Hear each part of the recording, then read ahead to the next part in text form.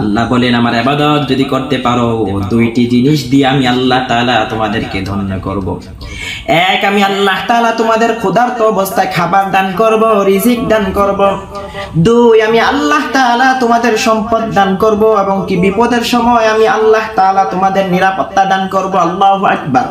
শুধু তাই নয়, শুধু তাই নয়, দুনিয়ার প্রতিটি কাজে কাজে যদি আমার আল্লাহকে স্মরণ করো, দুনিয়ার প্রতিটি কাজে কাজে যদি আমার রবকে স্মরণ করো, তোমার রিজিকের অভাব হবে না, তোমার সম্পদের অভাব হবে না, তোমার টাকার অভাব হবে না, ধন দৌলত অর্থ সম্পদের অভাব হবে না। অতএব মুসলমান, সময় থাকতে আমার আল্লাহকে স্মরণ করো, সময় থাকতে আমার রবকে স্মরণ করো। আল্লাহকে ডাক দিয়া জীবনের গুনাহগুলো মাফ করে ফেলো। আল্লাহকে ডাক দিয়া বলো, হে মালিক,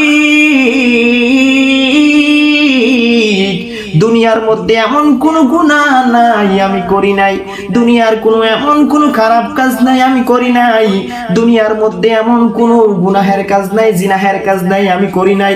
ও মালিক, আজকে তওবা করতেছি, আমার জীবনের গুনাহগুলো মাফ করে দাও, আমার জীবনের সকল গুনাহ মাফ করে দিয়া মাসুম বানায়া দাও।